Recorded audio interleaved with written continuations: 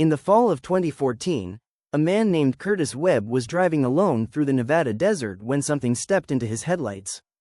He swerved, he stopped, and when he got out of the car to check, there was nothing there. No tracks, no blood, no body, just the sound of the wind, and then a knock on his passenger window from behind. Curtis Webb was not the type of man who believed in ghosts. He was a former army mechanic, a father of two, a man who fixed things with his hands and trusted what his eyes could see. On October 14, 2014, he was driving home from a job site in Ely, a 4-hour drive he had made dozens of times before. He knew Highway 93. He trusted it. That night, it betrayed him. It was 11:40 at night. Curtis was 20 miles outside of Alamo when his headlights caught a woman standing in the center of the road. She was wearing a white dress. Not moving, not waving, just standing, facing him directly, as if she had been waiting for exactly this moment. He didn't hit her. He was sure of that. He had felt nothing, no impact, no thud. His hands were shaking when he stepped out of the truck. He walked back to where she had been standing.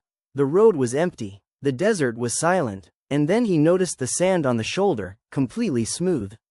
No footprints. Not one. He said he stood there for almost 2 full minutes, trying to make sense of what he'd seen. And then he heard it. 3 knocks. Slow. Deliberate. From the passenger side of his truck. Curtis told investigators later that he had never buckled that seatbelt.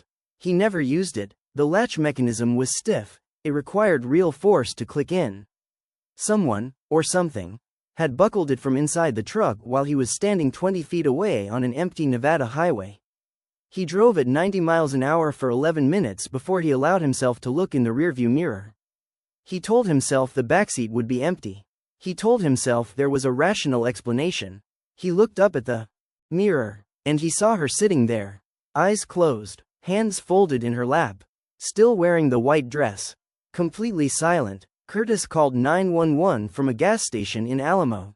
2 troopers responded. They found his skid marks exactly where he described. They searched both sides of the highway with flashlights.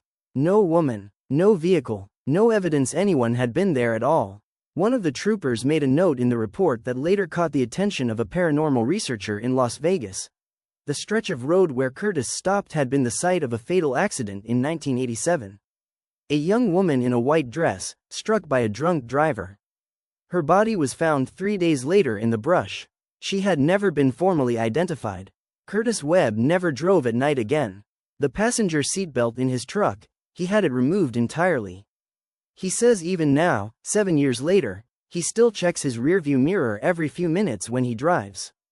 Not because he expects to see anything, but because he knows now that sometimes, what you can't explain doesn't go away just because you stop looking. This has been the Midnight Ledger. If you're driving tonight, keep your eyes on the road, and try not to think about what's in the backseat.